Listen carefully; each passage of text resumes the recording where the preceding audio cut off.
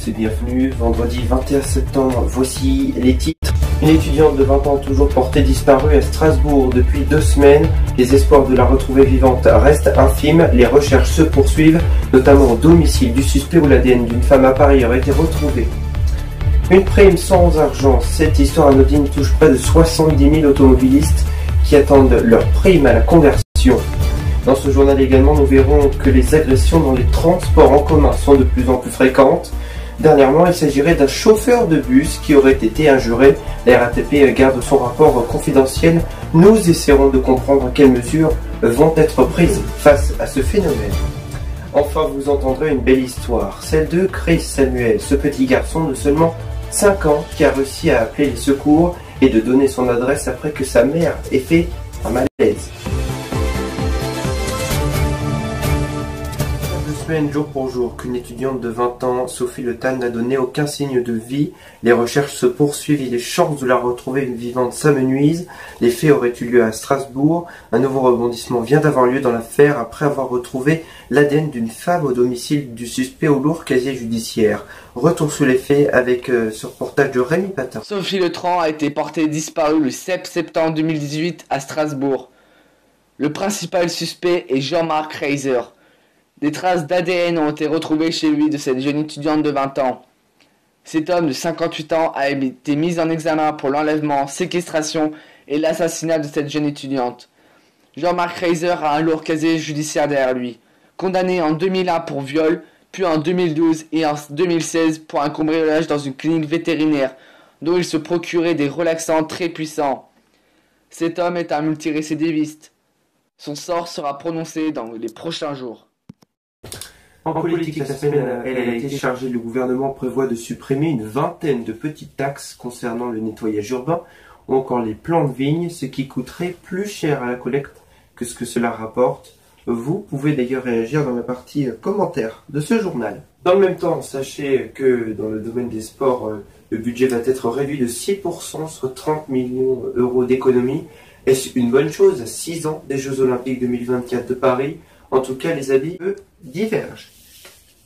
Pour finir dans le domaine économique, vendredi prochain, nous reviendrons sur le pouvoir d'achat des retraités. Nous verrons que les changements sont prévus par le gouvernement, mais qu'est-ce qui va être mis en œuvre au vu de 2019? Ce sera la réponse la semaine prochaine. Regardez maintenant l'image du jour. Elle a été prise, comme l'indique la légende, à Barcelone par l'ancien Premier ministre de François Hollande, Manuel Valls. Dès mardi, nous saurons si sa candidature à la mairie à la capitale Catalogne sera officialisée. La vidéo a fait le buzz sur internet et le tour des réseaux sociaux après qu'un chauffeur de bus aurait giflé un adolescent qui l'aurait insulté quelques instants auparavant et après avoir dangereusement traversé une avenue obligeant le bus à s'arrêter. Le conducteur, lui, s'est d'ailleurs exprimé sur le sujet et à sa hiérarchie. Il affirme avoir réagi comme un bon père de famille. Une pétition a été lancée sur internet pour soutenir le chauffeur de bus pour ne pas qu'il perde son emploi après avoir perdu son sang-froid.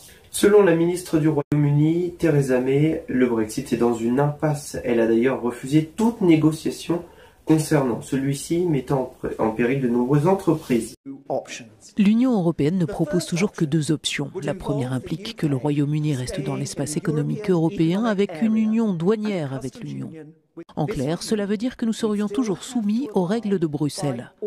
L'immigration incontrôlée se poursuivrait et nous ne pourrions pas commercer avec les pays que nous voulons. Cette option ne tiendrait pas compte du référendum que nous avons eu il y a 2 ans.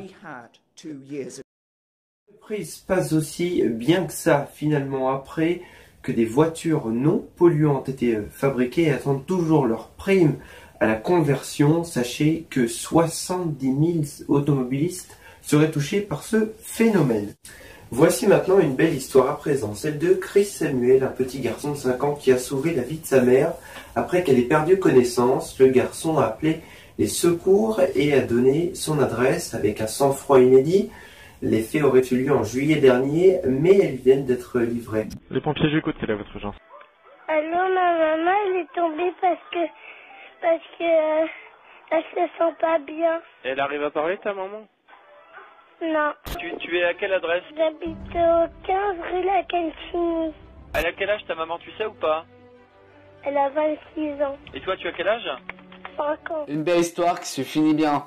Celle de ce petit garçon de 5 ans qui a pu secourir sa mère en appelant les sapeurs-pompiers. L'histoire remonte le 6 juillet dernier en fin d'après-midi lorsque l'enfant compose le 18 après que sa mère eut fait un malaise. Les pompiers sont intervenus rapidement et ont pris en charge la mère qui a repris ses esprits. C'est la fin de cette édition, on se retrouve à l'information demain dès 13h. Vous retrouverez juste avant la météo de Kevin Page. Elle sera normalement diffusée dimanche 20h sur Aira. Je vous souhaite en tout cas une très belle soirée.